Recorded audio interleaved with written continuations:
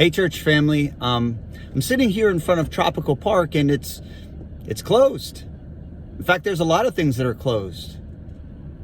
Saw people walking around with masks on. It looks like the zombie apocalypse is happening. And to be honest with you, it's kind of worrying. The more that I've been worrying, the more that I've been thinking about Jesus's words on the day that he preached on the side of the mountain. And I wanted to share some of them with you. In Matthew chapter 7, verse 25, it says, "Therefore I tell you, do not worry about your life, what you will wear, what you will eat or drink. Is life not more important than food, and the body more important than clothes?" In fact, if you read on there, Jesus goes on to talk about the birds of the air. He says, look at the birds of the air. They have no contingency plan. They don't store up food in the winter time.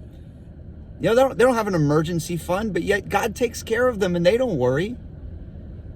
And he says, look at the grass of the field. Look at the lilies. Look at how God clothes them. In fact, he says this, if that is how God clothes the grass of the field, which is here today and tomorrow is thrown into the fire, will he not much more clothe you? Will you have little faith? So do not worry, saying, what shall we eat, or what shall we drink, or what shall we wear? For the pagans run after these things, and your heavenly Father knows that you need them.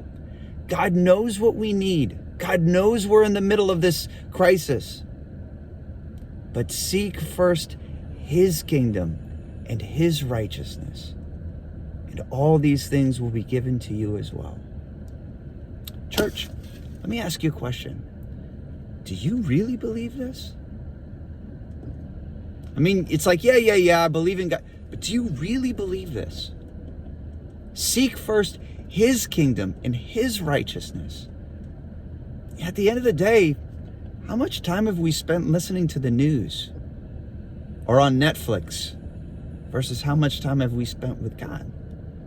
I mean, how many of us, we always say, you know what, I don't have time to spend time with God. I've got too much work. Well, now you've got all the time in the world.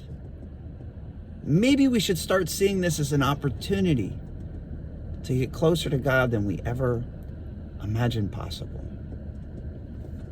Jesus closes with this, therefore do not worry about tomorrow, for tomorrow will worry about itself.